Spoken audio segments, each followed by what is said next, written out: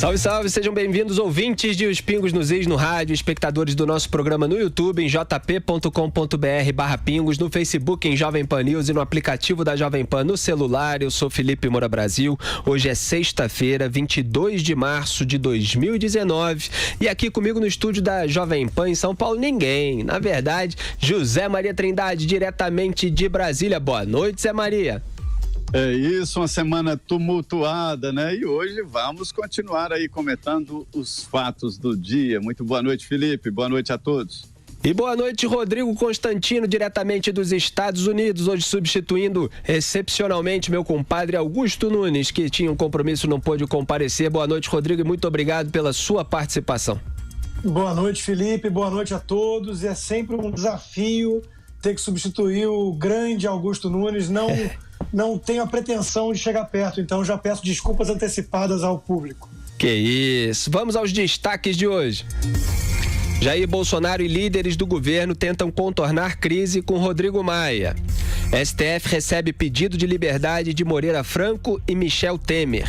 E tem a proposta de delação que pode atingir, será, um ministro do STF. Tudo isso e muito mais você acompanha os Pingos nos Is de hoje, que está só começando, e você, como sempre, pode e deve participar do nosso programa, mandando a sua mensagem curta de áudio ou de vídeo, com o comentário que você quiser sobre o tema que você escolher. Diga no fim, por favor, o seu nome e o nome da cidade de onde você está falando. O DDD é 011 de São Paulo, o número é sempre o mesmo, quem não anotou, anote agora, 931 17 0620. 931 17 0620. É hora de informação e análise com dinamismo e alegria, é hora de Os Pingos nos Is. Robson, meu compadre, solta a vinhetinha e vamos com tudo. Opinião, hora de colocar Os Pingos nos Is. Muito bem, Michel Temer permaneceu em silêncio no interrogatório a que foi submetido na Superintendência da Polícia Federal no Rio de Janeiro. José Batista Lima, o coronel Lima, apontado como operador do ex-presidente, também ficou em silêncio. Moreira Franco, preso ontem com Michel Temer, pediu liberdade ao STF e a suspensão da ação na qual eles foram detidos. O caso será analisado por Marco Aurélio Melo e, se a decisão for favorável ao ex-ministro, também poderá beneficiar Michel Temer.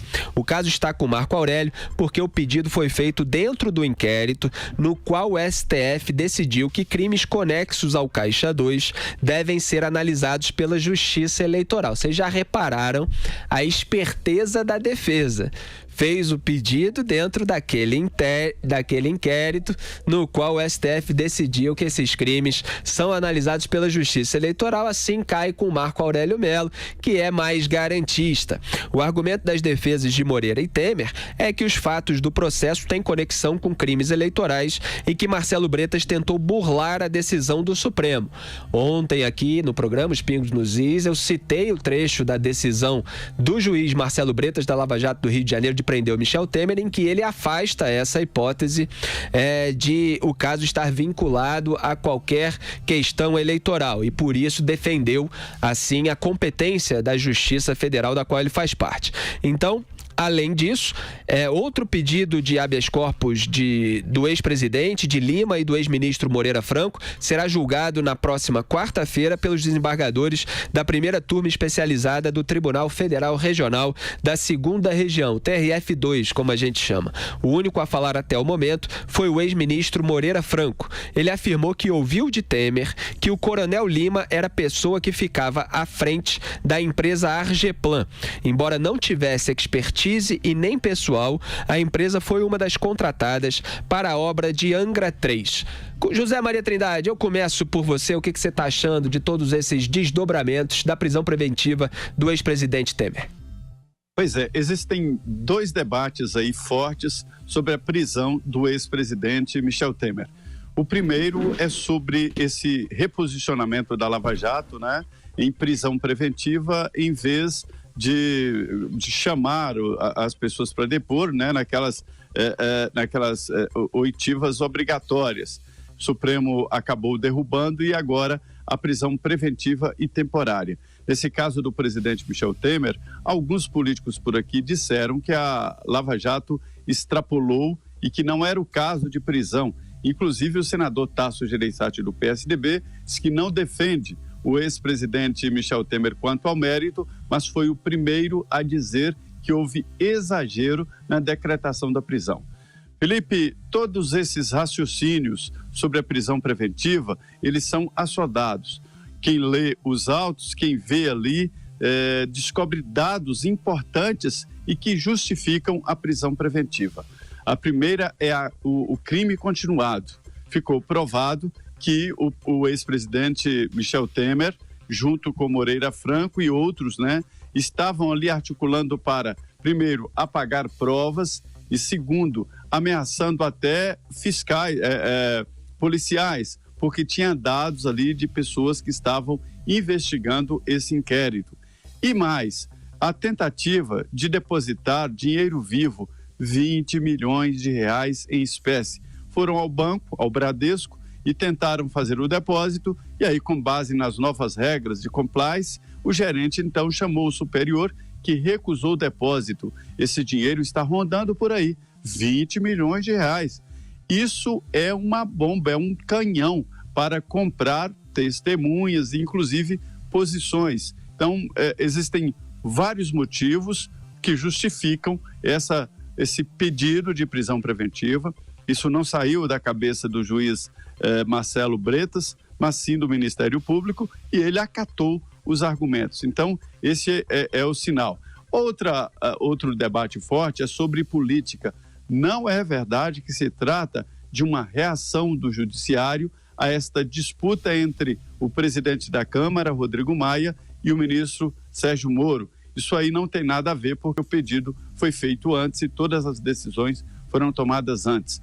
O caso repercutiu aqui, foi considerado mesmo assim uma bomba, uma surpresa, ninguém esperava, mas só o MDB saiu explicitamente em defesa do ex-presidente Michel Temer.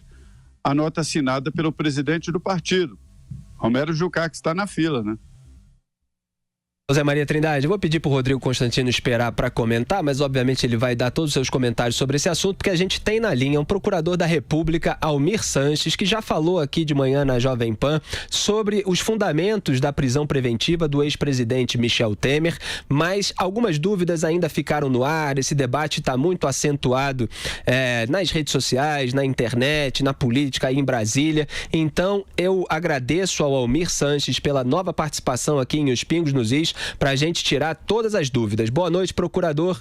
Tudo bem? Boa noite, Felipe. Tudo ótimo. Agradeço a oportunidade de esclarecer esse caso que realmente está tão complexo e gerando tanta desinformação, apesar do esforço de explicar, mas que realmente é um caso que está muito em voga e acaba gerando alguma confusão por ser um caso muito complexo mesmo, Exatamente, procurador. Eu vou pedir inicialmente que o senhor diga sobre o seu cargo que o senhor ocupa, a sua história, alguma relação com a Lava Jato, para esclarecer para os ouvintes.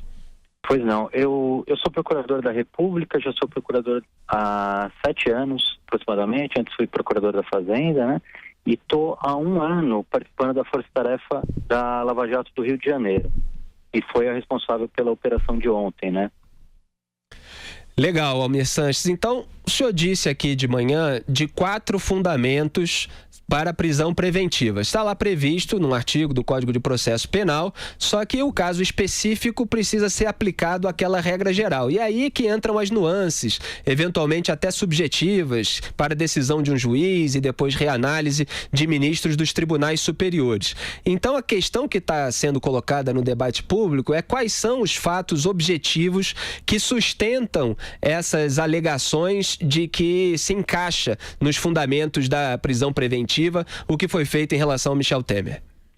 Perfeito, Felipe. Então, na verdade, a lei ela fala de 4 fundamentos possíveis para a prisão preventiva, só que ela só exige um que seja encontrado para que já seja suficiente que se prenda preventivamente algum investigado. No caso dessa organização criminosa, e especificamente de Michel Temer, nós vemos presentes os 4 requisitos da prisão preventiva, que seriam, assim, de forma bem resumida, a garantia da ordem pública, e a gente vê esse requisito preenchido pelo funcionamento atual da organização criminosa, com lavagem de dinheiro por meio das empresas de fachada usadas pelo esquema, e com a liderança da organização criminosa pelo Michel Temer.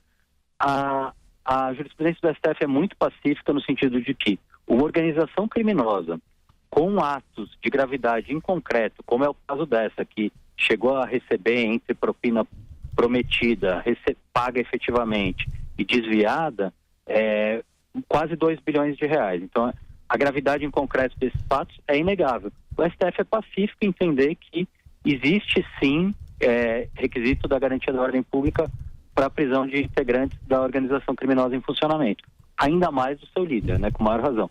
Tanto é assim, algo que eu me esqueci de dizer de manhã, Eduardo Cunha está preso exatamente por essa mesma organização criminosa e pela gravidade em concreto dessas ações da organização. Então, assim, não faz sentido o Eduardo Cunha, que era um dos líderes, mas não era o líder da organização, está preso e se questionar do líder propriamente dito não ser preso, né? Então, esse é um primeiro requisito.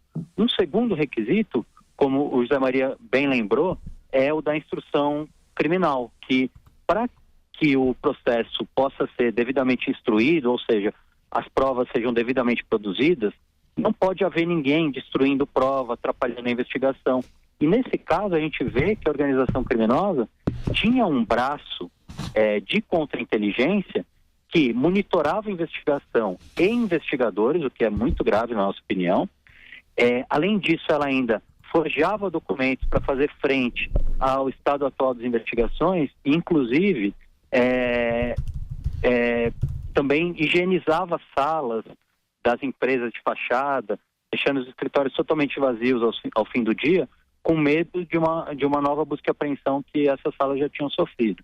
Só uma intervenção, por favor, procurador. Esse caso de limpar salas, não ter câmeras, por exemplo, se refere a uma diligência de 2017. Aí também está sendo criticado por ter sido algo antigo. Como é que o senhor responde a isso? Não, isso é muito tranquilo, na verdade, Felipe, porque na verdade, o que a gente vê é que esse braço de contra-inteligência da organização estava em funcionamento atual. O momento em que se pegou a sala vazia foi em 2017, mas a gente vê que depois continuou monitorando investigadores, que é muito grave, forjando documentos também, que é uma outra situação que tentando colocar pessoas periféricas do esquema, como se fossem os grandes cabeças por meio de documentos falsos. O senhor deu exemplo no caso da Argeplan, eles colocaram alguém como se fosse a pessoa responsável pela Argeplan para tentar afastar a responsabilidade do Coronel Lima, por exemplo, foi isso? Exatamente, foi isso. A gente encontrou um documento, inclusive com um post-it escrito à mão, dizendo para qual finalidade que era aquele documento. E aquele documento não corresponde à verdade dos fatos. Tá, só vou pedir para o senhor, então, continuar, depois desses exemplos práticos, a sua explicação sobre os outros 2 requisitos que fundamentaram a prisão do Temer.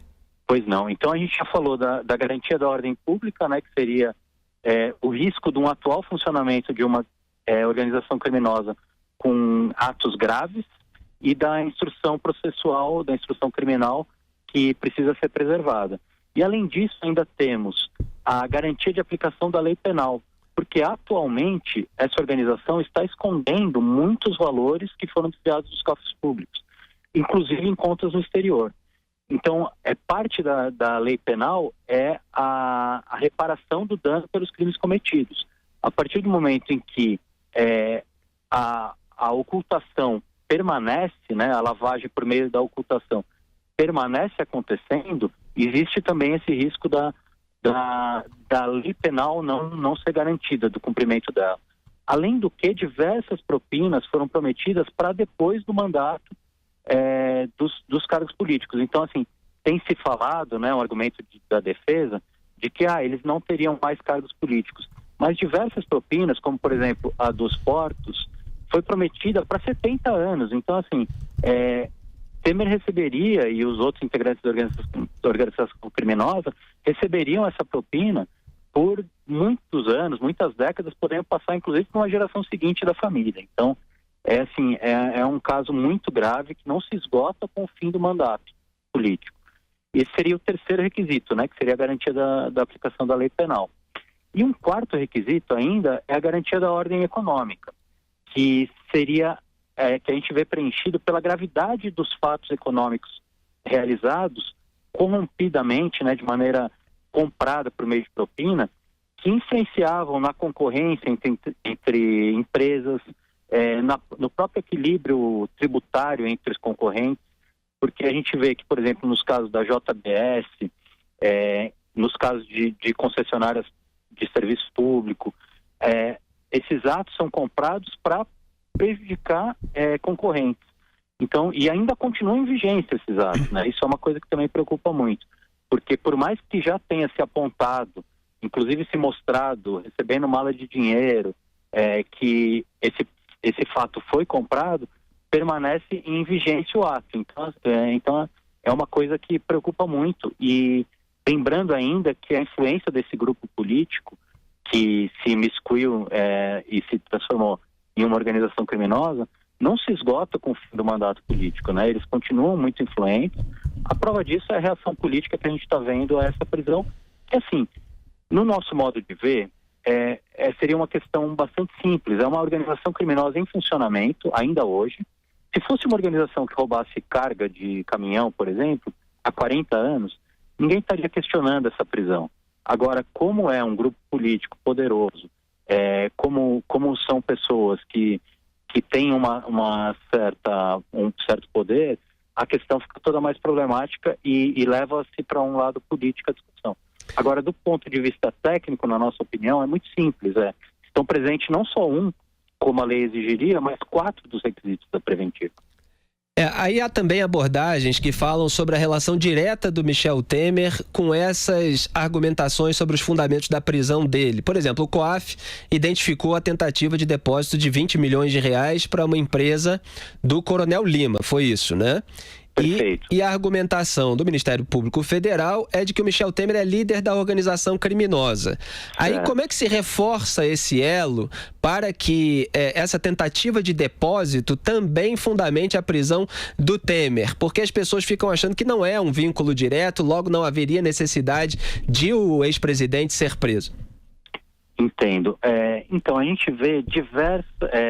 A nossa peça, o nosso pedido cautelar, ele tem 400 páginas e em boa parte dele a gente mostra esse vínculo, né? Que é um vínculo que dura décadas já, e a gente vê como as empresas administradas pelo Coronel Lima, na verdade, eram empresas de fachada, e o próprio Coronel Lima era um laranja, né? Um termo que está bastante em voga hoje, mas seria um testa de ferro, para o Michel Temer receber recursos ilícitos. Então, assim, a gente pode pegar muitos exemplos disso ao longo do tempo, inclusive a gente traz esse exemplo na nossa peça. Para a gente ficar só em um, né, que é um caso bastante concreto, a gente vê que, por exemplo, a Argeplan, que é exatamente essa empresa que você mencionou, que teve essa tentativa de depósito de 20 milhões de reais, ela pagou a reforma da casa da filha do Michel Temer, da senhora Maristela Temer. Então, assim, é um vínculo muito claro que, assim, a empresa que recebe da Eletronuclear como sócia da AF Consult naquele contrato que a gente está investigando propriamente, ela paga a reforma da casa da filha do Michel Temer. É uma maneira do dinheiro que entra por meio de uma empresa de fachada voltar para a família, né? Ou seja, para o círculo patrimonial familiar do líder da organização criminosa, que seria Michel Temer. E 2 questões só para encerrar aqui, para passar a palavra aqui para o José Maria e Rodrigo Constantino, mas é que eu queria ao máximo explorar a sua presença aqui para esclarecer todas as dúvidas dos nossos ouvintes e espectadores. A Argeplan, basicamente, foi uma empresa usada dentro daquele conjunto de empresas, do consórcio, que obteve um contrato público com a estatal Eletronuclear. E a Argeplan seria uma empresa usada apenas, basicamente, para desvio desse dinheiro, é isso? Perfeito, Felipe, porque assim, a gente vê que o contrato da Eletronuclear com a AF Consult, que seria uma empresa finlandesa, né, é um contrato altamente complexo de construção de uma usina nuclear, né? Eu acho que não consigo pensar em nada mais complexo do que isso. E a gente vê a Argeplan, que tem uma porcentagem relativamente grande desse contrato, chega a 17%, a gente vê a Argeplan tendo apenas 30 funcionários, sendo que 10 são motoristas, não tendo nenhuma experiência prévia em nada nuclear, nenhum outro projeto nuclear que tenha feito, Então, assim, claramente se trata de um meio apenas de recebimento de propina por dentro, como a gente fala, né? Porque pode ser um recebimento por fora de um dinheiro frio que seria entregue em espécie, por exemplo, ou um dinheiro por dentro já de uma empresa que teoricamente está quente, mas depois precisa ser reintegrado no patrimônio do agente público corrupto, né? Procurador da República, Almir Sanches, eu peço, por favor, que o senhor permaneça na linha. A gente vai precisar fazer um comercial. Eu tenho mais uma pergunta e vou passar para o José Maria Trindade e para o Rodrigo Constantino fazerem as perguntas dele para o senhor também. A gente volta já. Os pingos nos is.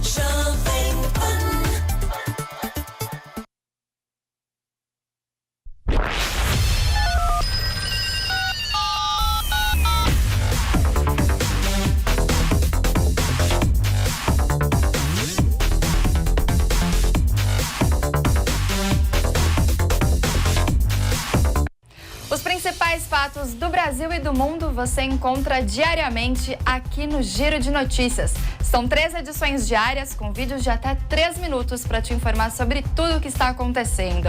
Então já sabe, se inscreva no nosso canal do YouTube Jovem Pan News, acompanhe as redes sociais da PAN e também o site jp.com.br. Os principais fatos do Brasil e do mundo você A Jovem Pan defende que seja feita a reforma da Previdência, que seja justa para todos os brasileiros, porque é urgente para o país. Mande uma mensagem em vídeo pelo WhatsApp. O número é 11 97465 1630. Repetindo, 11 97465 1630. Jovem Pan pela reforma da Previdência. Construindo o Brasil do amanhã. Todos os dias a partir das 10 horas, logo depois do Jornal da Manhã, você tem encontro marcado com a gente aqui no Jovem Pan Morning Show. A gente vai falar ainda sobre o mundo do entretenimento, notícias de bastidores e ainda informações sobre novelas, reality shows e séries. E também tem muita informação sobre política e as últimas notícias do dia para você continuar bem informado. Será que ele vai continuar nessa fidelidade? Contra fatos não há argumentos. O meu problema é exatamente direcionar essas denúncias. Achei uma pegadinha bem desnecessária, viu? A gente te espera aqui no canal Jovem Pan Morning Show no YouTube todos os dias às 10 da manhã. Ah, e não se esquece de se inscrever e clicar no sininho para ser notificado quando a gente entra no ar. Flavini, onde você estava? Você estava em Marte. É algo muito importante. Fala, Ed Piccoli. E era tudo uma grande pegadinha do malandro.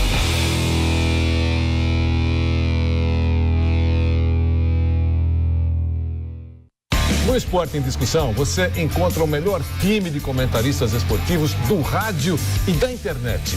90 minutos de muita discussão, informação e muito bom humor sobre os principais assuntos do mundo do futebol.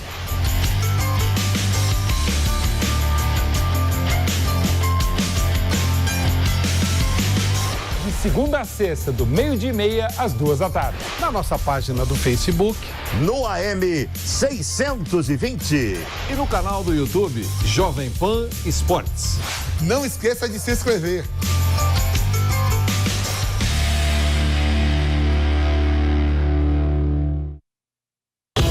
Aqui na Jovem Pan, o compromisso é com a notícia.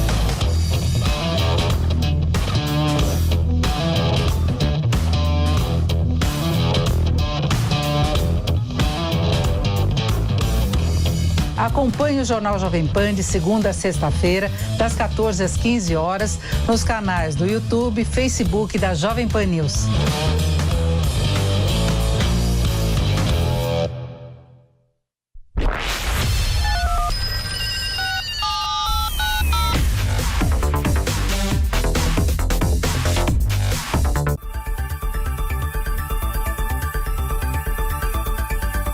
Opinião com credibilidade. Os pingos nos is. Salve, salve, estamos de volta com os Pingos nos Is. Aqui Felipe Moura Brasil, lá de Brasília José Maria Trindade, lá dos Estados Unidos, hoje Rodrigo Constantino substituindo o meu compadre Augusto Nunes. E na linha ainda com a gente, eu agradeço por ter permanecido o Procurador da República Almir Sanches, que está esclarecendo desde o primeiro bloco desse programa os fundamentos da prisão preventiva do ex-presidente da República, Michel Temer. Procurador, foi contabilizado aqui o uso do verbo parecer 19 vezes na decisão do juiz Marcelo Bretas, de 46 páginas, de mandar prender o Temer. Mas esse verbo que indica dúvida ou incerteza, ele não está diretamente relacionado às provas das quais o Ministério Público Federal tem certeza para fundamentarem a prisão preventiva do Michel Temer. Eu faço essa pergunta para o senhor e esclareço para os ouvintes que Michel Temer foi preso preventivamente, o que é diferente de ser condenado em segunda instância. Então, sobre vários fatos que estão apontados nessa decisão do juiz Marcelo Bretas, isso ainda vai haver investigação, ainda vai haver processo, ainda vai haver eventual condenação ou absolvição. Então, diga lá, por favor, procurador Almir Sanches. Eu acredito, Felipe, que essa é uma questão mais de estilística, na verdade, né? Muito usada, inclusive, juridicamente, do que uma questão propriamente de conteúdo, né, da decisão. O que a gente vê também é assim, a decisão cautelar, ela é uma decisão, a lei exige certeza da materialidade do crime e indícios da autoria. Ou seja, o crime tem que ter acontecido, e isso está mais que provado na nossa cautelar, e além disso tem que haver indícios da autoria, de quem fez o crime, tem que haver algum apontamento de quem fez o crime. Também está muito bem apontado quem cometeu os crimes na cautelar. Agora, lógico, não é um juízo definitivo ainda, por isso que é uma prisão provisória, né? Uma prisão preventiva ainda. Nós estamos a todo o vapor analisando as provas colhidas nas buscas e apreensões, nos celulares retidos, nos depoimentos hoje prestados, e com base nisso vamos ver se é o caso de denunciar ou não. Está muito robusta a prova no sentido da denúncia, então não há muita dúvida de que vai acontecer uma denúncia. A questão é só quanto mais vai conseguir ainda se extrair dessas novas provas colhidas, né? Certo. Rodrigo Constantino, diretamente dos Estados Unidos, tem uma pergunta. Diga lá, Rodrigo.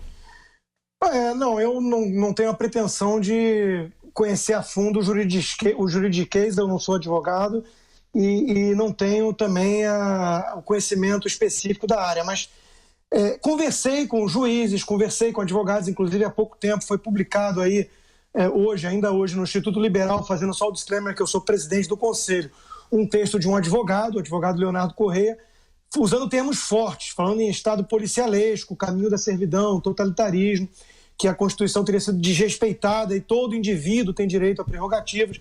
As perguntas que eu tenho são basicamente ligadas a isso. Uma, o Felipe já abordou, a linguagem.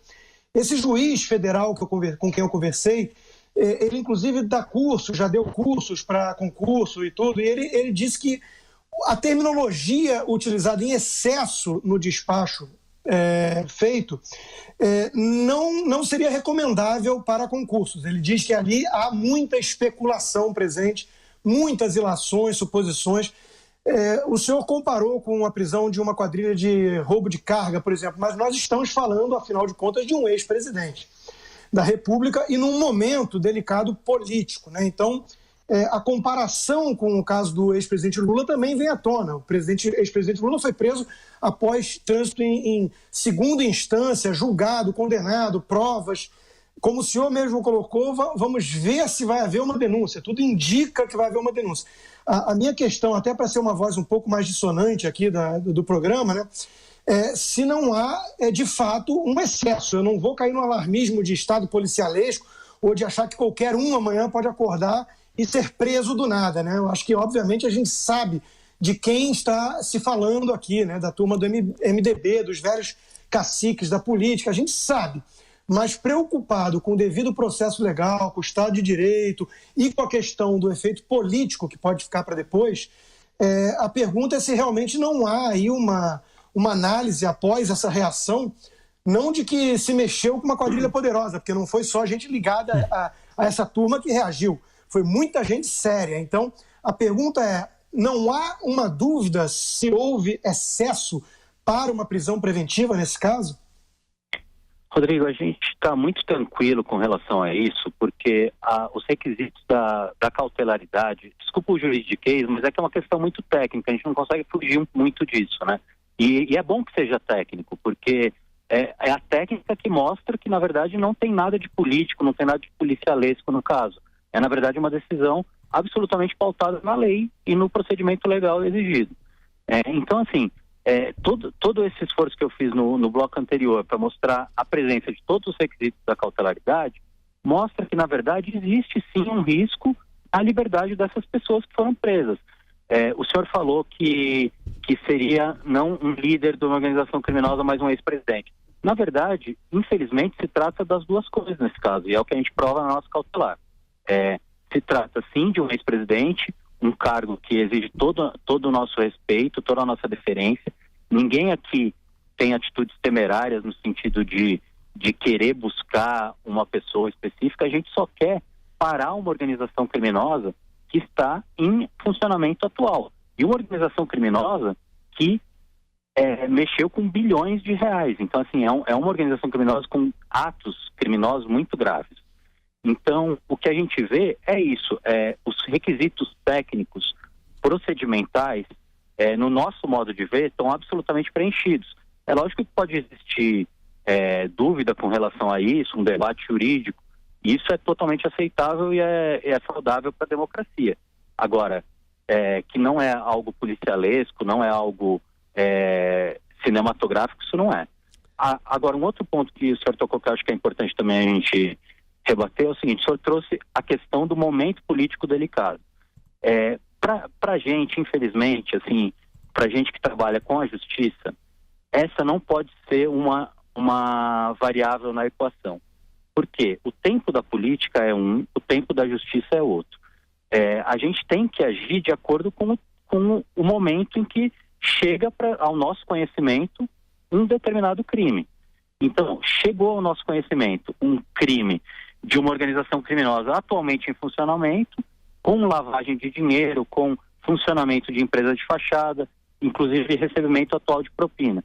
Não tem como a gente fechar o olho para isso pelo momento político que o Brasil atravessa. Então, assim, a gente como Ministério Público, como Poder Judiciário, falando aqui em nome do juiz que deferiu, né, sem querer também me arvorar nessa posição, mas só mostrando assim, o nosso lado é o seguinte: a gente não é eleito, a gente tira a nossa legitimidade da lei, e a gente só tem que fazer cumprir a lei. Então, por isso que às vezes pode soar um pouco juridiquês o que a gente fala, mas na verdade a gente só está cumprindo os requisitos técnicos que a lei exige. Daí todo o nosso esforço de demonstrar todo esse contexto da organização criminosa, que atua há muito tempo com uma engenharia sofisticada, complexa, e mostrando que ela ainda está em funcionamento, que essas pessoas tinham que ser presas para que exista alguma esperança de se recuperar esses valores desviados dos cofres públicos, para que esses crimes parem de acontecer atualmente, e também tem que ser presas para que a investigação possa chegar ao fim sem ter documentos falsos, sem ter nenhuma dessas situações. Então, basicamente é isso, assim, é uma questão eminentemente técnica. José Maria Trindade. Pois doutor Sanches, eu fiquei curioso para saber a reação dos senhores quando ficaram sabendo que o ministro Sérgio Moro foi avisado com antecedência de um dia sobre a prisão. E, por outro lado, também a minha curiosidade sobre a filha do presidente, Maristela, a mulher do Coronel Lima foi alvo de pedido de prisão. Por que a filha do presidente foi poupada? Na verdade, a situação começando pelo final, né? A situação das filhas é bem diferente. Por quê? Porque a filha do Almirante Otto, no nosso modo de ver do Ministério Público, ela ainda está praticando crimes de lavagem, porque foi compartilhada pela Suíça, pelos órgãos de combate à lavagem de dinheiro da Suíça, novas contas no exterior que ela teria em seu nome com as verbas angariadas pelo Almirante no posto dele na Eletronuclear. Então, isso é um novo fato que não estava antes descrito na radioatividade, porque ninguém tinha conhecimento disso, e ainda em funcionamento no sentido da modalidade de ocultação no crime de lavagem de dinheiro ainda estar acontecendo. Por isso que nós pedimos a prisão da filha do almirante Otton e dele também. Agora, com relação a Maristela Temer, não é questão de poupá-la, é questão de entender de maneira criteriosa e técnica, ao nosso modo de ver, que ela não estava praticando atualmente um crime. Ela participou, provavelmente, de um crime que foi a reforma da casa dela com dinheiro de propina. Então, ela realmente cometeu um crime, mas, no momento atual, ela não estava praticando esse crime, como estavam os demais integrantes da organização criminosa. Então, foi esse o critério que usamos para pedir a prisão de uma e não a de outra. Procurador da República Almir Sanches, muito obrigado pela sua participação aqui na Jovem Pan, em especial em Os Pingos nos Is. Boa noite para o senhor. Boa noite, agradeço muito a oportunidade e boa noite a todos. Vamos ao intervalo comercial e voltamos já. Jovem Pan. Os Pingos nos Is. As notícias que não podem ficar para depois, você acompanha no Jovem Pan agora. Os principais assuntos do dia, as notícias de última hora, análises e a opinião do time de comentaristas da Jovem Pan. Você acompanha de segunda a quinta, ao vivo, a partir das 4:30 da tarde, o Jovem Pan Agora. Estamos em toda a rede Jovem Pan News, no YouTube, Facebook e Twitter. Jovem Pan Agora.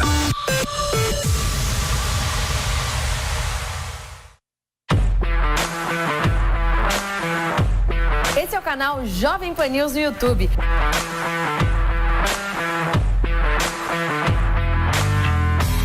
Aqui tem jornalismo de primeira e o melhor time de colunistas do rádio e da TV.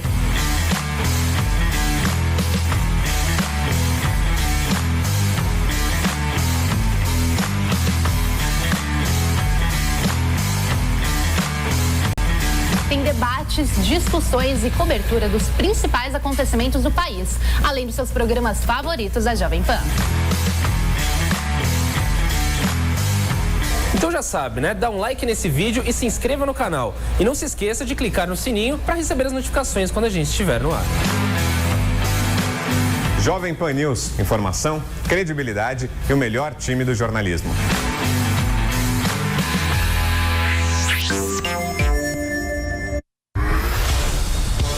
A Jovem Pan defende que seja feita a reforma da Previdência, que seja justa para todos os brasileiros, porque é urgente para o país. Mande uma mensagem em vídeo pelo WhatsApp. O número é 11 97465 1630. Repetindo, 11 97465 1630. Jovem Pan pela reforma da Previdência. Construindo o Brasil do amanhã. Ping Pan. TV ou rádio? Hoje, rádio. Tinto ou branco? Branco, claro. Gelado. Mortadela ou coxinha? Olha, eu gosto mais de mortadela. Anarquia ou ditadura? Anarquia. Pepe ou Coutinho? Dorval, Mengalvo, Coutinho, Pelé e Pepe. Eu prefiro os 5. Ocidente ou Oriente? Sempre Ocidente. Favela ou comunidade? É favela. Roma ou Milão? Ah, Roma, cidade eterna.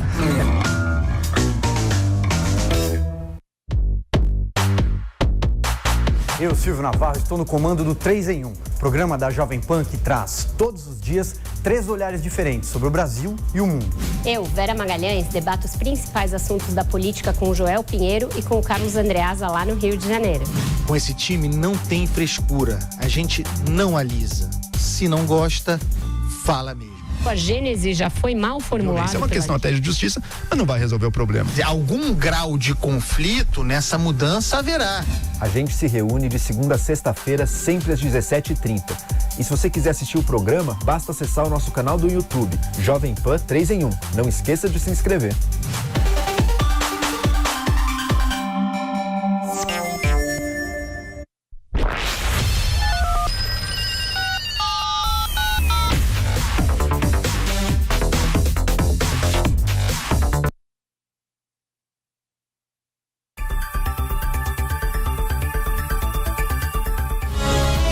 Jovem Pan, pela reforma da Previdência. A Jovem Pan iniciou uma campanha a favor da reforma da Previdência. Todos os dias, dentro da nossa programação, vamos exibir depoimentos de especialistas, empresários e personalidades. O depoimento de hoje é de Alarico Assunção Júnior, presidente da FENEBRAVE. Vamos ver, Robson. É extremamente necessário. Eu acho que o Brasil é um começo de governo, o qual nós estamos aí acreditando, torcendo para que naturalmente possa dar certo. Eu acho que é fundamental essa aprovação para todo o setor. E não somente isso, para toda a economia e o Brasil possa realmente andar, seguir em frente para essa retomada do crescimento tão necessário e importante e economia que possa ser mais esponjante a todos nós que empregamos, gerando riqueza e mantendo emprego, extremamente fundamental. Nossa expectativa é de uma torcida, de uma participação muito ativa para que de fato essa reforma possa ser aprovada e outras que naturalmente virão na sequência. Nova Previdência, justa para todos, urgente para o Brasil.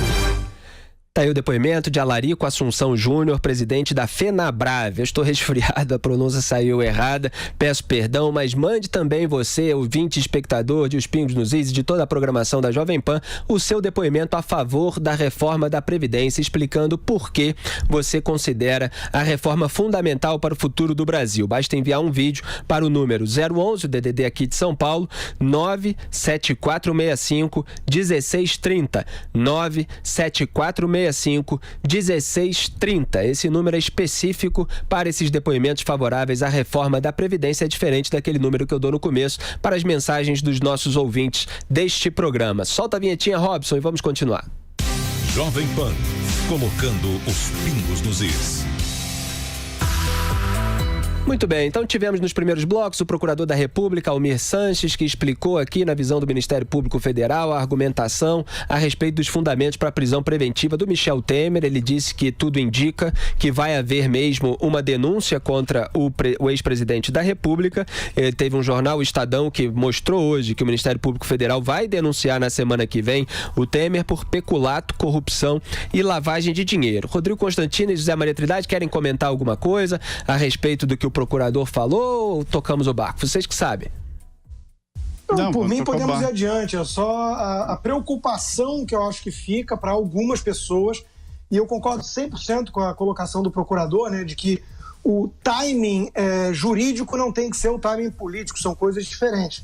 Mas eu não sei se foi convincente para uma parte do povo brasileiro que havia essa urgência, essa necessidade da prisão preventiva com base no que foi apresentado.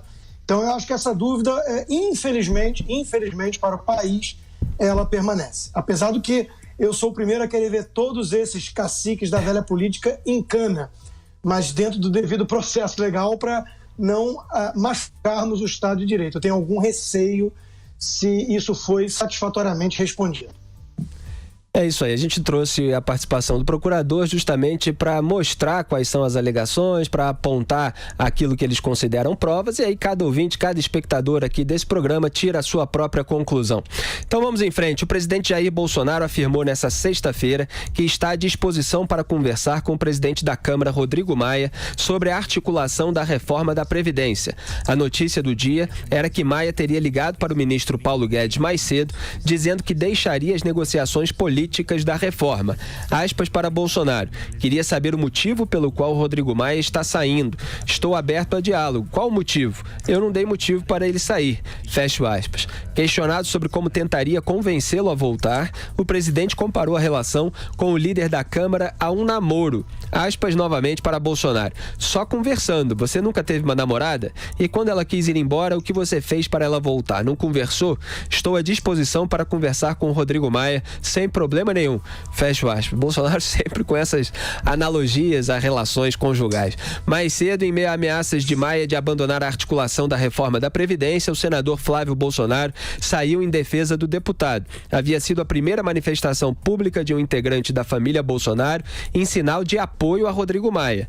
As notícias sobre o presidente da Câmara repercutiram na Bolsa. O índice fechou o pregão dessa sexta-feira em forte queda de 3,10% aos 93.000 2.735 pontos e o dólar subiu 2,65%, atingindo o maior valor em 2009, cotado a R$ 3,90. José Maria Trindade, que treta é essa que está surgindo por aí e até que ponto ela pode atrapalhar a tramitação da reforma?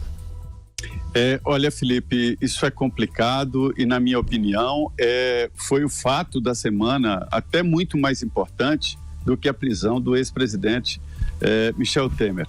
Houve uma grande confusão aqui com personagens pesados.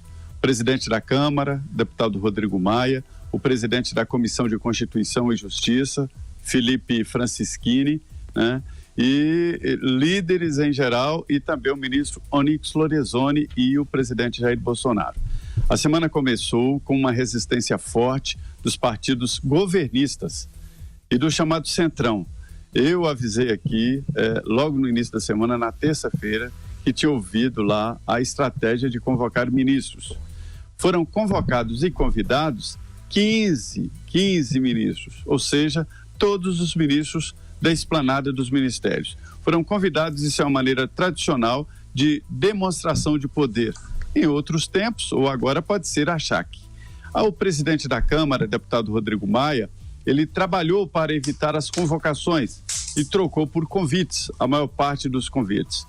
Na conversa com líderes lá no gabinete dele, eu soube que o Rodrigo Maia abriu o celular e mostrou os twitters de um grupo, né, atribuído à família do presidente Jair Bolsonaro, né, atacando duramente o presidente da Câmara, chamando de jerico, ideia de jerico, e com palavras grosseiras e tal.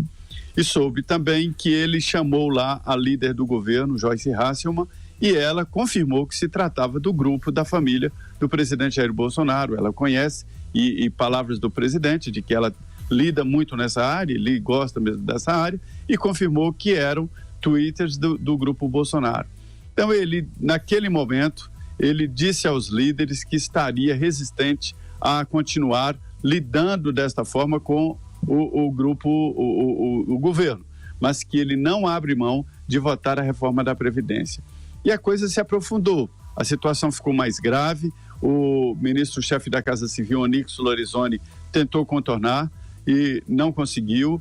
Hoje o presidente da Câmara ligou para o ministro da Economia, Paulo Guedes, e disse que não iria mais participar da coordenação, que iria ser defensor da reforma da Previdência, porque ele ideologicamente defende, mas que quando o governo entender que há número de votos, avisa para ele que ele coloque em votação. Se continuar assim, seria uma perda muito grande para um projeto importantíssimo, que é a reforma da Previdência. E eu diria que é fundamental para o governo Jair Bolsonaro. Se não aprovar a reforma da Previdência, estará com pelo menos um ano perdido aí, sem saber o que fazer. E aí o ministro Onyx Lorenzoni ligou para Jair Bolsonaro, conversaram, e de lá mesmo, do Chile, dessa viagem internacional, ele tentou falar com o presidente da Câmara. Eu não soube se a ligação foi completada, eu sei que eles não conversaram ainda, mas devem conversar. E é isso que o presidente da Câmara quer. Ele quer lidar diretamente com o presidente Jair Bolsonaro e queimou as pontes com o ministro da Segurança Pública, o Sérgio Moro, que foi muito defendido aí nas últimas horas. Então, há sim uma bagunça muito grande, uma confusão. Eu digo bagunça porque o líder do PSL, que é o partido do presidente Jair Bolsonaro, que é o delegado Valdir, ele está falando mal do próprio governo, está dizendo que está tudo errado. Então veja bem que ponto chegamos na vida política do Congresso, daí a importância que eu dou a esse episódio. Rodrigo, a gente sabe que é muito importante comunicar bem para convencer a população da necessidade da reforma da Previdência e até para convencer os parlamentares que foram eleitos pelo cidadão brasileiro. E existe também a necessidade de se trazer alguma pressão popular a favor da reforma da Previdência. Acontece que, em determinados momentos, isso resvala na crítica ou, eventualmente, em ataques à chamada velha política e a seus integrantes específicos, como no caso do Rodrigo Maia, que é associado a essa velha política. E aí esses parlamentares e alguns poderosos, como o próprio Rodrigo, ficam irritados com essas críticas, principalmente quando elas vêm de aliados ali do governo Bolsonaro ou da família. E aí fica essa questão estratégica, né? Qual é o melhor posicionamento nesse momento para as pessoas interessadas no avanço desse projeto? Pois é, Felipe, é difícil responder isso, porque eu acho que qualquer brasileiro decente e razoável, ele se sente dividido, porque o nosso lado mais de justiça quer ver todos esses da velha política se dando mal. Em contrapartida, a gente ainda precisa da velha política para aprovar as reformas. Porque, mal ou bem, isso é importante lembrar aos ouvintes e telespectadores, e por mais que incomode dizer isso, é necessário dizer, na minha opinião. O Congresso também tem votos legítimos. As pessoas que representam no parlamento os brasileiros foram eleitas. E tem um poder legislativo e tem um poder executivo. O presidente do poder legislativo é o Rodrigo Maia. É o que é. Como dizem os americanos aqui, it is what it is. Quer dizer, as cartas que estão dadas na mesa são essas. E a gente tem que fazer o Brasil avançar com essas cartas. Então, por exemplo, o presidente usou a metáfora do namoro, então eu vou usar a mesma metáfora para lembrar que quem já se separou e namorou com filhos sabe que muitas vezes o enteado pode ser um problema para o novo relacionamento. Então, o que eu quero dizer com isso é que o presidente da Câmara, Rodrigo Maia, usou claramente como pretexto, mas usou um tweet do Carlos Bolsonaro, republicando lá um texto e uma imagem dele, para se sentir ofendido. Então o presidente perguntou, mas o que eu fiz, o que eu falei? Aí é que vem a questão. É tão simbiótico, tão umbilical o relacionamento do pai e filho, inclusive nas redes sociais, que as pessoas não ficam sem saber quem disse aquilo. Foi o Carlos isolado ou foi o Carlos com a chancela do pai? Isso é importante para os parlamentares entenderem, para saber até onde vai esse grau de fervor mais revolucionário ou purista. Porque, veja, nós estamos falando de pessoas da base do governo que se manifestaram hoje. Um você já citou, o Flávio Bolsonaro, o outro filho do presidente. Veio com um comentário bem mais ponderado e a favor do Rodrigo Maia, reconhecendo o papel dele na articulação da reforma. Mas nós tivemos também a Joyce Hasselmann se pronunciando, nós tivemos o deputado Paulo Eduardo Martins se pronunciando na mesma linha. Então, existem pessoas da base governista que entendem a necessidade de se jogar com as cartas que estão na mesa para aprovar a reforma. Não querem ver o circo pegar fogo, né? Eu fico com medo daquela máxima latina, né? Fiat justitia pereat mundus, que é faça-se justiça mesmo que o mundo pereça. Claro que todos nós, repito, brasileiros decentes, queremos ver toda a velha política no passado. Mas o Brasil não vai virar a Suíça da noite para o dia. Então nós temos que jogar com esses deputados que aí estão, inclusive, repito, eleitos de forma, até onde se sabe, legítimas. O voto que elegeu o presidente Jair Bolsonaro não vale mais do que o voto que elegeu cada um dos deputados para seus respectivos cargos com suas funções definidas e constitucionalmente limitadas. Então, o presidente Jair Bolsonaro tem um grande desafio, como a própria Jovem Pan reconhece. Esse é o maior projeto, aprovar a reforma previdenciária. Sem isso, o barco afunda. E aí o barco vai afundar e a gente vai continuar caçando as bruxas, ou no caso, os corruptos. Eu quero caçar corrupto, mas eu não quero que o barco afunde. Então esse é o dilema que eu acho que todo brasileiro se encontra hoje. E eu não tenho a resposta de como exatamente reagir a isso. É isso aí, Rodrigo. E eu preciso interromper esse debate porque Marco Aurélio Mello, ministro do Supremo Tribunal Federal, negou o pedido de liberdade em favor de Moreira Franco e Michel Temer. O ministro considerou que o pedido queima etapas, já que habeas corpus apresentados pela defesa ainda são analisados no Tribunal Regional Federal da 2ª Região, na 2ª instância. A defesa do ex-ministro alegava que as investigações envolvem pagamento de Caixa 2 e, por isso, deveriam ser tiradas da Lava Jato do Rio e encaminhadas para a Justiça Eleitoral no Estado. Esse é o resumo que acabou de fazer, diante dessa notícia, o site O Antagonista, e eu havia falado aqui no primeiro bloco dessa estratégia da defesa do ex-ministro Moreira Franco. Então é bom deixar claro que o Marco Aurélio ter negado esse pedido de liberdade em favor do Moreira Franco e do Michel Temer não quer dizer que eles não possam ter um habeas corpus concedido, porque a questão é que o Marco Aurélio não quis queimar etapas desse decidindo lá no Supremo Tribunal Federal, que é a última instância, algo que ainda pode ser decidido na segunda instância, no TRF2 e eventualmente no STJ, que é considerada a terceira instância. Quem fazia isso de queimar etapas no Supremo Tribunal Federal era o senhor Dias Toffoli, que mandou soltar o Paulo Bernardo, lembra, José Maria Trindade? Pulando instâncias. Quando ele recebeu um pedido desse, ele foi lá e soltou. E o caso ainda tinha que passar por outras 2 instâncias. Diga aí, Zé. Olha, a história é a seguinte: o habeas corpus é um instrumento muito poderoso que foi estabelecido pela Constituição para ser um tiro de desespero. Ele pode ser aceito por qualquer um, não precisa nem ser advogado, escrito em qualquer papel. Então, é um instrumento poderoso. Mas ele é poderoso no sentido de facilidade, mas ele tem que ser analisado. Tecnicamente, esta decisão do ministro Marco Aurélio significa não conhecer do pedido. O que diz não conhecer é porque há um erro formal, há uma incongruência na formalidade, no rito jurídico, né? Então, isso não significa que o ministro está ciente está concordando com este argumento jurídico de mandar prender preventivamente o ex-presidente Michel Temer. Significa, na prática hoje, trocando em miúdos, é que a próxima etapa será quarta-feira no Tribunal Regional Federal, né? 2, segunda região. Até lá, o ex-presidente fica preso, portanto, depois dessa decisão. Eu confesso que achava que o Marco Aurélio iria soltar o ex-presidente. Pois é, porque o Marco Aurélio, no final do ano, lembra, Rodrigo Constantino, ele deu aquela canetada para mandar soltar todos os condenados em segunda instância do Brasil, inclusive o Lula, eram 169 mil. Ele simplesmente queria abrir as portas da cadeia. Felizmente, a decisão dele acabou sendo derrubada no próprio Supremo Tribunal Federal. Mas agora, a meu ver, ele tomou a decisão correta, deixando o caso percorrer as instâncias inferiores, fazendo diferente do que fez o Dias Toffoli, advogado de carreira no PT, na ocasião da prisão do Paulo Bernardo, marido da Gleisi Hoffmann, e indicado pelo Lula, no governo Lula, para ser ministro dos governos petistas. Diga aí, Rodrigo.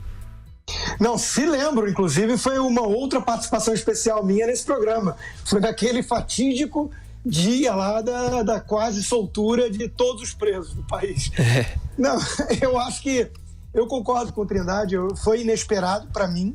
Eu também acho que acataria o pedido de habeas corpus, até porque, como eu coloquei até na pergunta para o procurador que a gente entrevistou aí, houve gente do meio jurídico, porque eu falar é uma coisa, eu sou um economista, eu sou um palpiteiro nessa área, mas houve juízes e advogados com quem eu conversei que acharam que havia alguma fragilidade ali no excesso de palavras mais vagas e tudo, de especulação. Então, dado isso, eu acho que haveria um argumento sem, digamos assim, manchar muito mais do que já está manchada a reputação do nosso Supremo em conceder um habeas corpus, mas atropelaria a ordem das instâncias. Então, nesse sentido, tecnicamente falando, foi correto, mas surpreendente, porque a gente espera pouca coisa correta desse STF. Muito bem, a gente precisa chamar mais um intervalo comercial, não é isso, Robson? Então a gente volta já. Os pingos nos is. Todos os dias a partir das 10 horas, logo depois do Jornal da Manhã, você tem encontro marcado com a gente aqui no Jovem Pan Morning Show. A gente vai falar ainda sobre o mundo do entretenimento, notícias de bastidores e ainda informações sobre novelas, reality shows e séries. E também tem muita informação sobre política e as últimas notícias do dia para você continuar bem informado. Será que ele vai continuar nessa fidelidade? Contra fatos não há argumentos. O meu problema é exatamente direcionar essas denúncias. Achei uma pegadinha bem desnecessária, viu? A gente te espera aqui no canal Jovem Pan Morning Show no YouTube todos os dias às 10 da manhã. E não se esquece de se inscrever e clicar no sininho para ser notificado quando a gente entra no ar.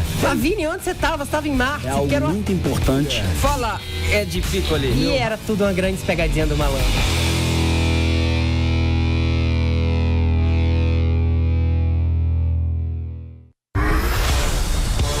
A Jovem Pan defende que seja feita a reforma da Previdência, que seja justa para todos os brasileiros, porque é urgente para o país. Mande uma mensagem em vídeo pelo WhatsApp. O número é 11 97465 1630. Repetindo, 11 97465 1630. Jovem Pan pela reforma da Previdência. Construindo o Brasil do amanhã. A Previdência, porque se não reformar, a casa cai. Porque antigamente, há 3, 4 décadas atrás, você tinha uma pirâmide etária de idade. Etária quer dizer idade. Desse jeito no Brasil. Uma base muito grande, muita gente contribuía, pouca gente recebia. A grande questão é que essa pirâmide foi mudando. O país foi envelhecendo e vai chegar um ponto que essa pirâmide pode se inverter. Ou seja, pouca gente vai contribuir e muita gente vai receber. A médio prazo e a longo prazo fica inviável a questão da Previdência. Por isso que ela precisa ser reformada urgentemente. O Arthur Metz. Metz, inclusive, em alguns lugares é um sobrenome relativamente comum em alguns países da Europa, né? A pergunta dele qual que é? Você vê o risco de um novo golpe militar? Golpe militar, é mais fácil o Palmeiras ser campeão mundial do que ter um golpe militar. Di Delari mesmo. A pergunta sua é: qual a sua aposta sobre quem vai ficar com o petróleo da Venezuela? O tio Sam ou a mãe russa? Boa, é? Essa é ótima, hein? Olha, sinceramente, nenhum dos dois. Nem Estados Unidos e nem Rússia. Eu espero e desejo que o petróleo da Venezuela fique com os venezuelanos. Tem de cair a ditadura Maduro e construir efetivamente a democracia na Venezuela. O petróleo da Venezuela para os venezuelanos.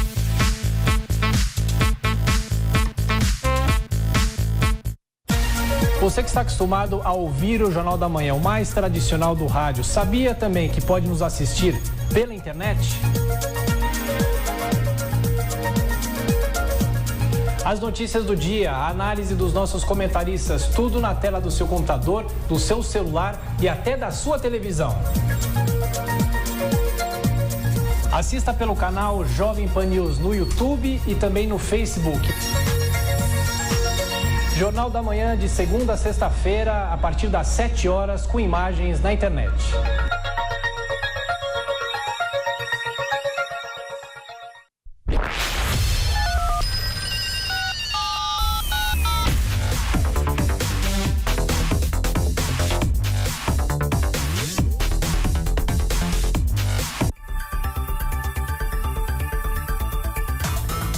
Informação com opinião. Os pingos nos is.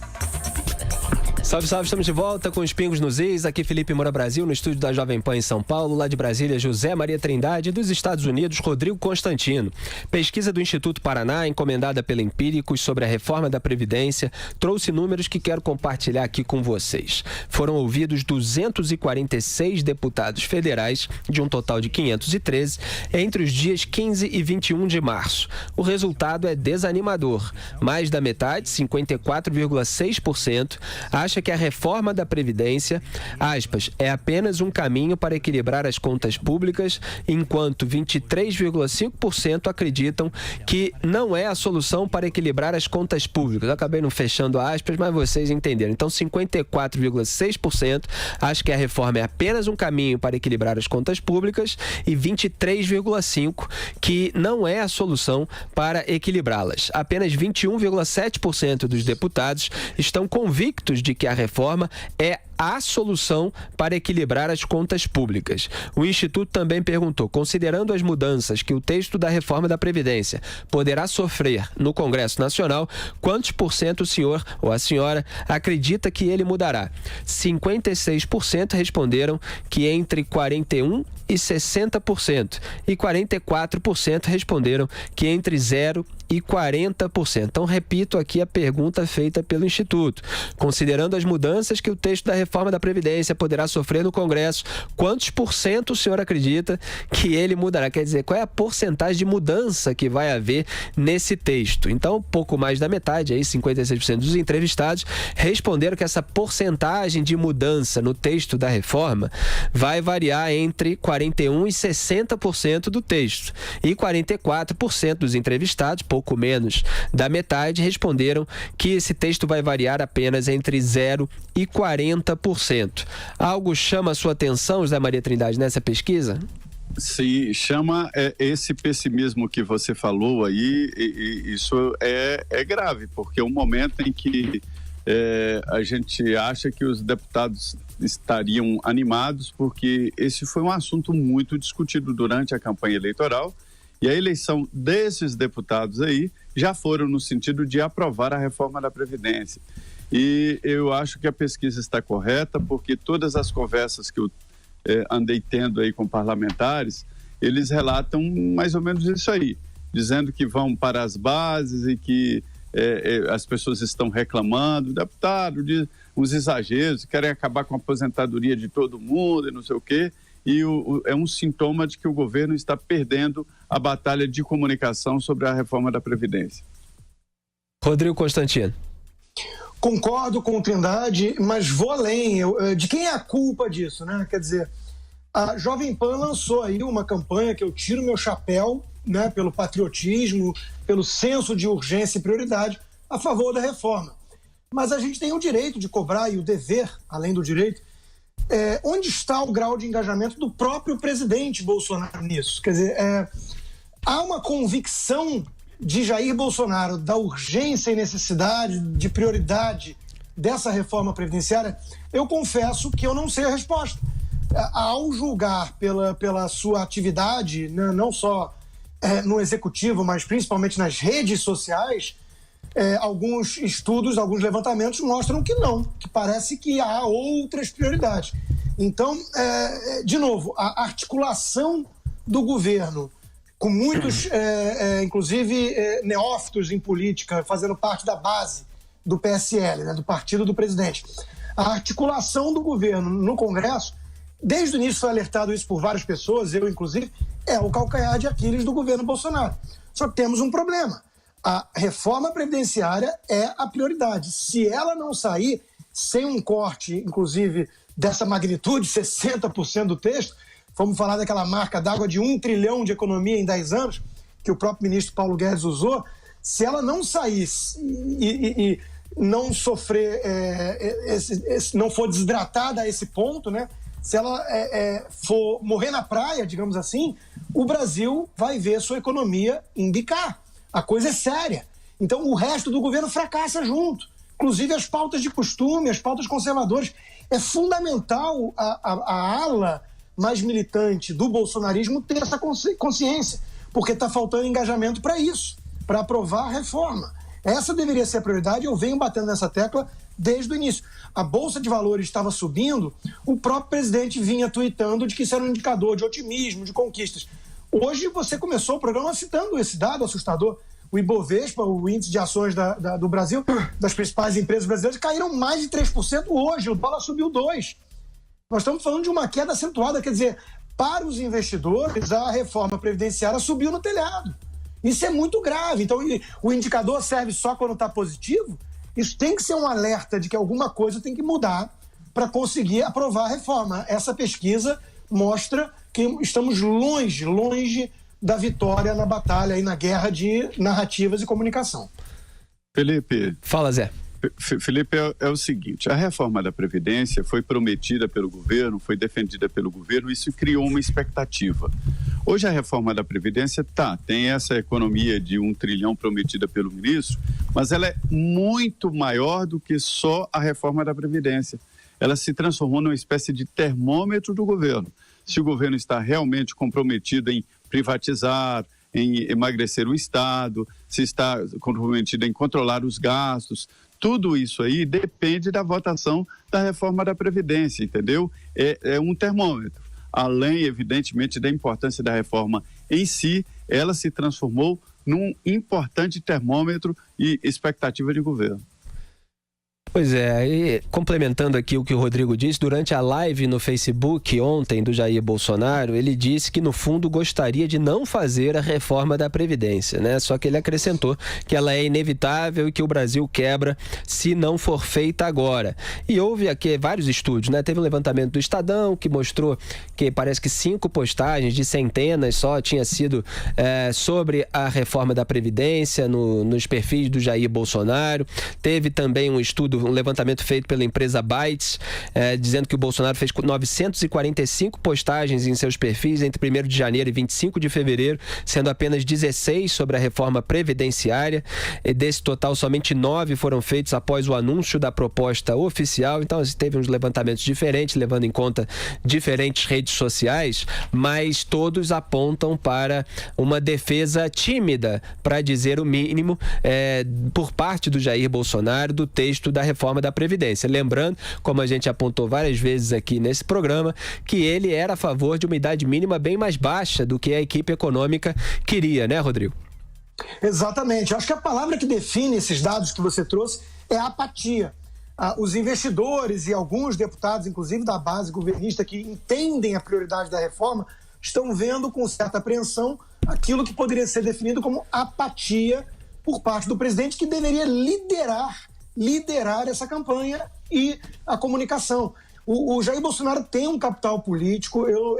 Essas pesquisas que mostram a queda de popularidade são questionáveis, né? A gente sabe que, segundo esses institutos, ele não teria ganho, mas é óbvio que alguma perda houve desse capital político, e os congressistas são que nem tubarões que sentem cheiro de sangue, vão cobrar mais caro.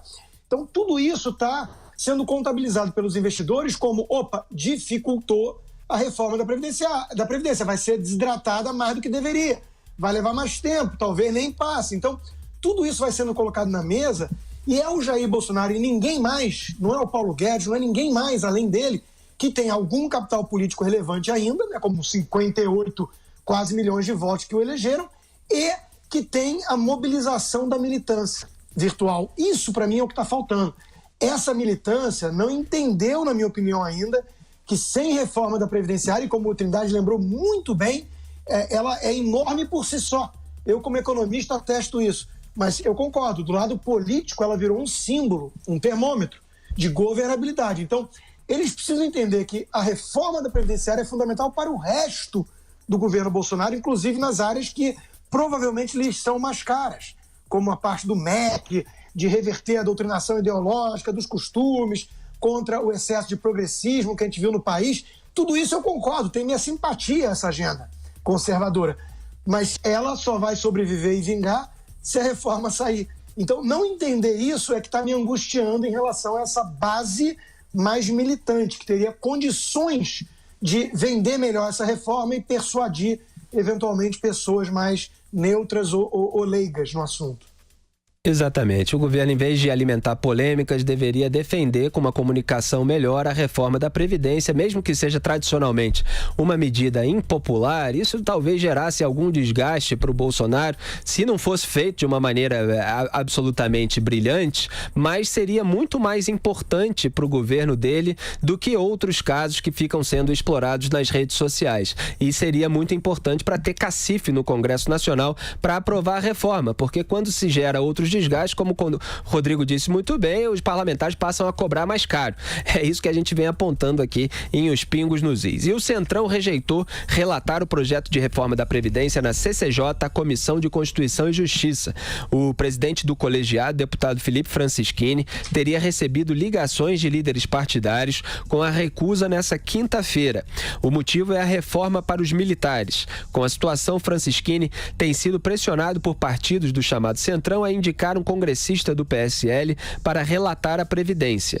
Bia Kicis, do PSL do Distrito Federal, e o general Girão, do PSL do Rio Grande do Norte, são os dois nomes cogitados para a função. Ter um relator do partido não era a intenção do governo. Como é que fica resolvido isso aí, Zé Maria Trindade?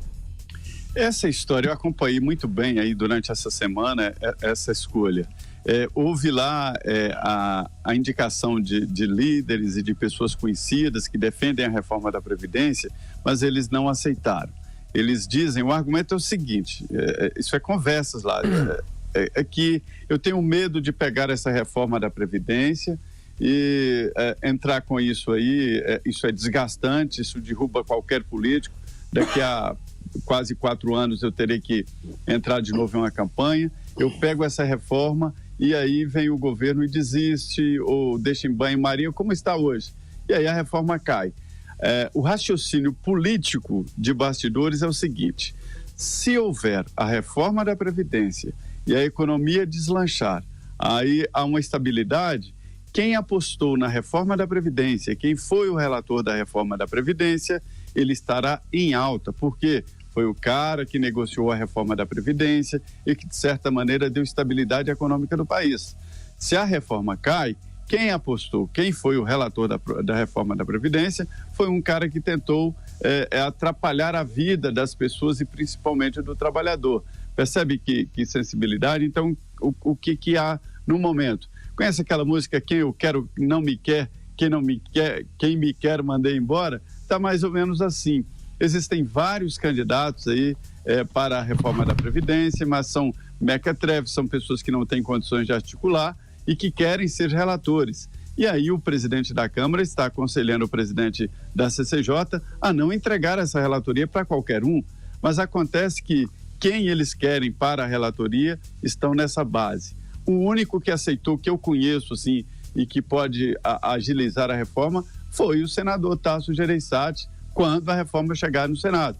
Mas, por enquanto, na Câmara, a situação está complicada e esse relator tinha que sair no início da semana.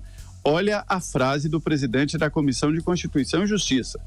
O ministro da Economia não me ligou, ninguém no governo me procurou e eu não vou assumir sozinho essa responsabilidade de ficar buscando relator que não quer.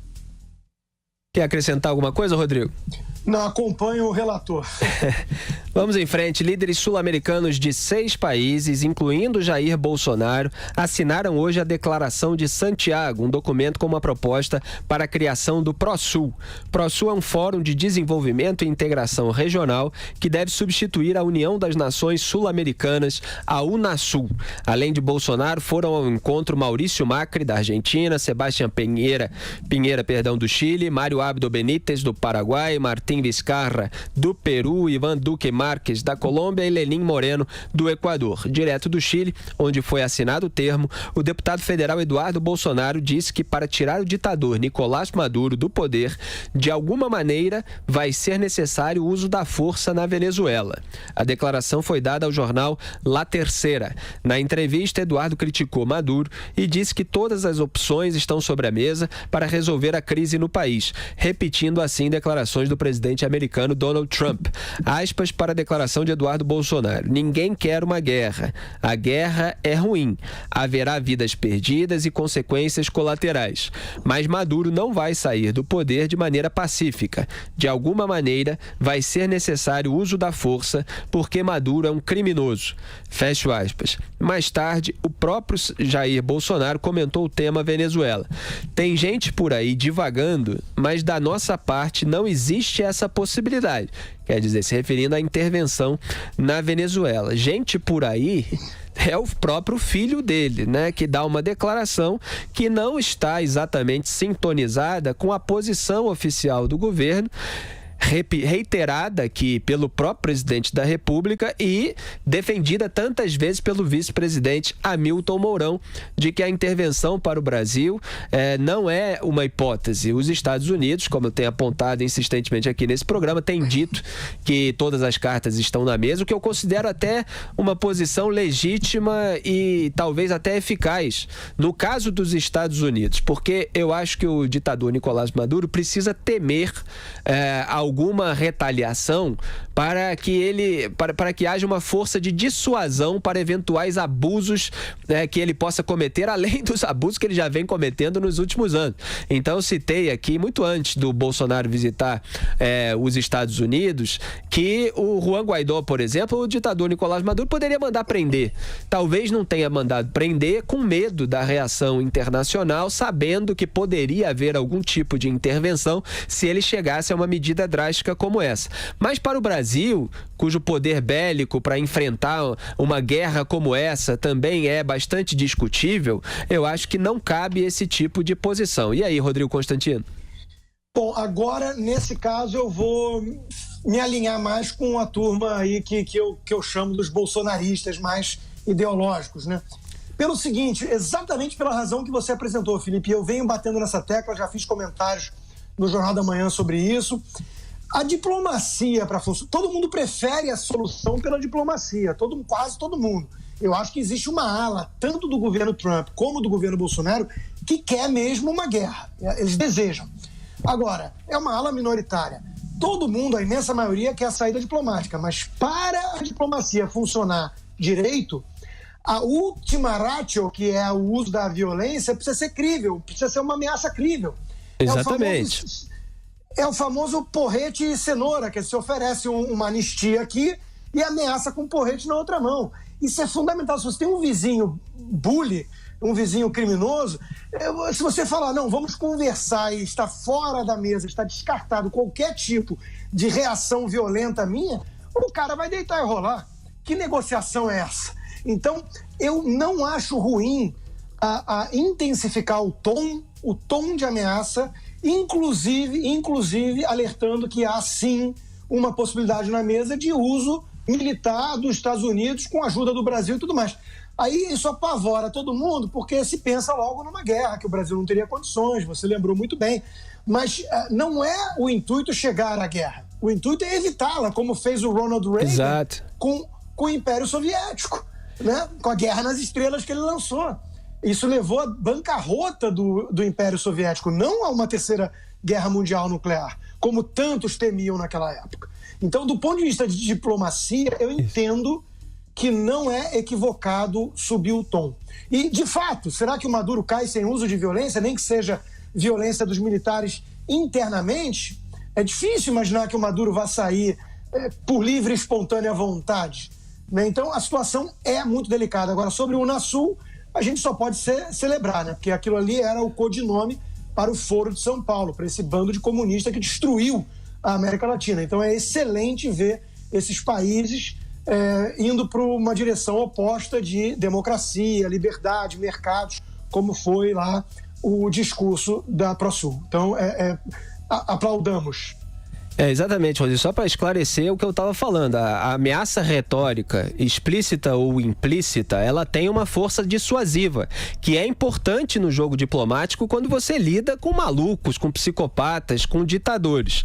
O que eu estava apontando no discurso do Eduardo Bolsonaro é que ele não está exatamente sintonizado com o discurso do governo brasileiro. Quer dizer, ele foi um pouquinho mais adiante, falou de alguma maneira vai ser necessário o uso da força. O Hamilton Mourão não tem dito isso, não tem chegado a esse ponto, e o próprio Jair Bolsonaro parece que deu um passa fora aí. Tem gente por aí, repito a declaração do Jair Bolsonaro, tem gente por aí divagando, mas da nossa parte não existe essa possibilidade de intervenção na Venezuela. Então, o discurso não está redondo, mas enfim, pode até ser que eles próprios internamente permitam que um fale, dê um tom mais alto, o outro vai e desfaz esse tom, faz parte também do jogo, e aí cada um tira as suas próprias conclusões. Diga aí, José Maria Trindade.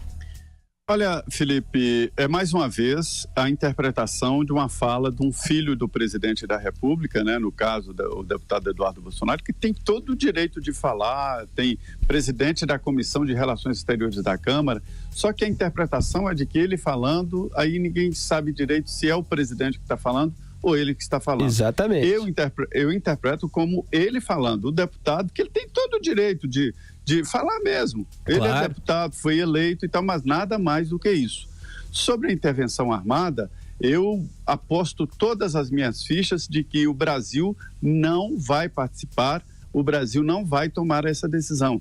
E tenho argumentos. Primeiro, que eu já conversei com fontes aí do lado militar que diz o seguinte, que não há essa possibilidade, pelo menos por enquanto, e o presidente tem sido aconselhado, né, a isso. Primeiro porque a Constituição define no seu artigo 4º, em 2 incisos, de que isso não é possível. Quando fala de que o Brasil, nas relações internacionais, não será pela intervenção, contra a intervenção e em busca de solução pacífica. Isso é o artigo 4º da Constituição. E olha, é um negócio tão assim que até o hino do Exército Brasileiro fala em paz e guerra em última instância. Diz a estrofe do hino nacional de que a paz queremos com fervor, a guerra só nos causa dor. Porém, se a pátria amada for um dia ultrajada, lutaremos sem temor. A pátria amada não foi ultrajada, então não é o caso da guerra que nos causa dor. Tá perfeito, Trindade, mas só não conta isso pro Maduro. Esse é o jogo.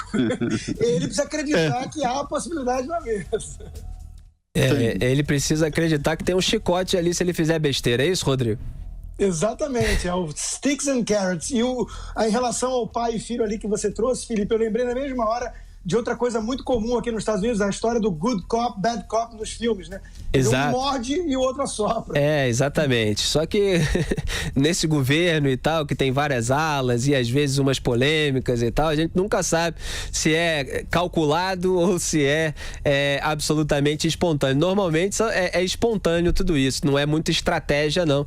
E a gente vai analisando cada caso. A gente vai chamar mais um intervalo comercial e volta já.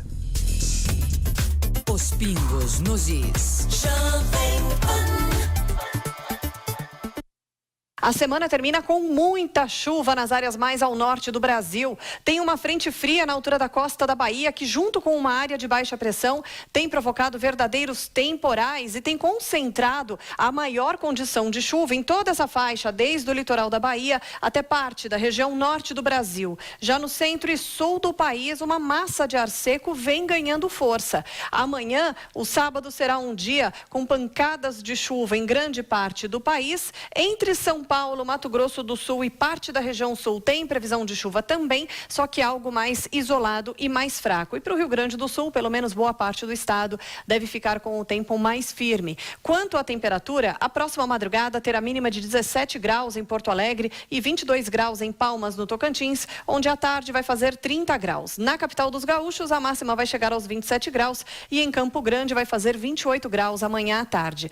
Na capital paulista, o sol volta a aparecer mais vezes e a temperatura entra em elevação neste fim de semana. Amanhã a máxima já deverá chegar aos 27 graus e no domingo vai fazer 29 graus, com chuva bem isolada para o fim de semana em todo o estado de São Paulo. Quer saber mais da previsão para a sua cidade e para todo o Brasil? Então acesse tempoagora.com.br. Desirê Brante da Somar Meteorologia. É com vocês nos estúdios da Jovem Pan. A Jovem Pan defende que seja feita a reforma da Previdência, que seja justa para todos os brasileiros, porque é urgente para o país. Mande uma mensagem em vídeo pelo WhatsApp. O número é 11 97465 1630. Repetindo, 11 97465 1630. Jovem Pan pela reforma da Previdência. Construindo o Brasil do amanhã.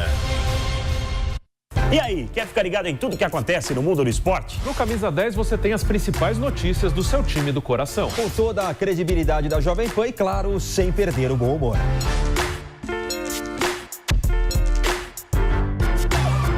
Se liga no Camisa 10, de segunda a sexta, do meio-dia ao meio-dia e meia. E acompanha a gente na nossa página do Facebook, o AM620, e também no canal do YouTube, o Jovem Pan Esportes. E, claro, não esqueça de se inscrever.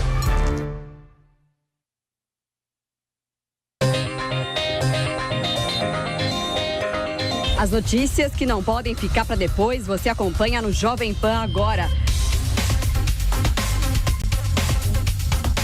Os principais assuntos do dia, as notícias de última hora, análises e a opinião do time de comentaristas da Jovem Pan. Você acompanha de segunda a quinta, ao vivo, a partir das 4:30 da tarde, o Jovem Pan Agora. Estamos em toda a rede Jovem Pan News, no YouTube, Facebook e Twitter. Jovem Pan Agora.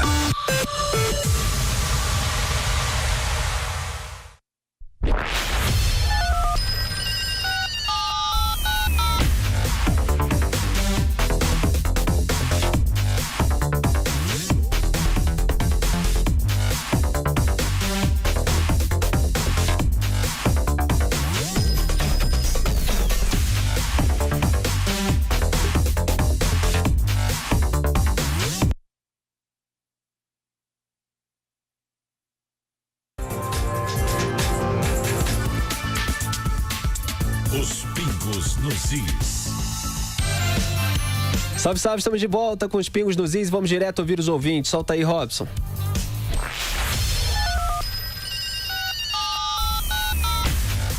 Boa noite, pessoal dos Pingos nos Is. Fábio Abondanza, de São Luís do Maranhão. Esclarecedora a entrevista do procurador Dr. Sanches. Até como advogado criminalista, ele me convenceu. Didático e fatos gravíssimos. Meu Deus. E se tiver delação premiada, então, meu Deus do céu, a República vai cair. De verdade, pela primeira vez. Mas hoje é sexta-feira. Bom fim de semana. Sextou. Alô pessoal, aqui é Max Valadares. Estou aqui em casa ligado no Pingo nos Is. Um programa com autenticidade, com responsabilidade com a notícia. Fica meu abraço de Belém do Pará. Boa noite, caros amigos dos Pingos nos Is. Esse aqui é o nosso norte. E o que está faltando nos 3 poderes é mais respeito e mais hombridade, não só com a nossa Constituição, mas conosco, sociedade. Felipe, parabéns pelo seu novo programa Zoeira Cultural. Adorei, muito dinâmico, com críticas ótimas e leves. Parabéns. Parabéns a vocês dos Pingos nos Is por esse programa excelente de altíssima qualidade. Um grande beijo. Eu sou Juliana Veraldi, de Goiânia, Goiás. Muito obrigado, Juliana, e todos os ouvintes e espectadores. Eu lancei com Carlos Andreasa e o Lorde Vinheteiro, um dos maiores pianistas desse país, o programa de meia hora semanal, Zoeira Cultural, está disponível no canal Jovem Pan News no YouTube. É só você procurar lá Zoeira Cultural no YouTube que você encontra. A gente fala de cultura, filme, música, literatura, comportamento, uma barata, uma nossa diversão fora da política. Vamos em frente aqui, ainda dá tempo de pauta? Não dá mais tempo. Estourou o tempo desse programa. Rodrigo Constantino, muito obrigado por você ter encontrado tempo nessa sexta-feira para essa participação especial em Os Pingos nos Is. Boa noite, bom fim de semana para você. Boa noite, Felipe, a todos que nos acompanham. Eu que agradeço a oportunidade de poder trazer aqui minhas opiniões independentes e sextou, né? Então, bom descanso a todos. Sextou, Zé Maria Trindade, boa noite. Nossa, curiosidade para saber o que o Constantino faz numa sexta-feira dessa nos Estados Unidos. Acabou a semana, é isso aí. Até segunda. Muito obrigado, muito boa noite, viu, Felipe? Boa noite, Constantino. Ô, Rodrigo, quer satisfazer aqui a dúvida, a curiosidade do José Maria Trindade? Fala aí pra todo mundo. Calmo, sair pra jantar com a namorada, só isso. É isso aí, se revelando. Boa noite a todos os ouvintes e espectadores de Os Pingos nos Is. Bom fim de semana pra todos vocês. Esse programa é de segunda a sexta, das 18h30 às 20 horas, com transmissão ao vivo com imagens no YouTube em jp.com.br/pingos, e as íntegras e trechos de destaque ficam disponíveis em jp.com.br/pingadas. Ou então você procura ali na busca do YouTube Os Pingos nos Is, clica no nosso canal, clica no botão inscrever-se, não precisa preencher formulário nenhum, é só clicar ali e você passa a receber os vídeos das nossas transmissões, os vídeos que a gente coloca lá. E clique também na aba vídeos, que aí fica todo o nosso arquivo à sua disposição com íntegras e trechos de destaque. Até segunda-feira, um grande abraço a todos.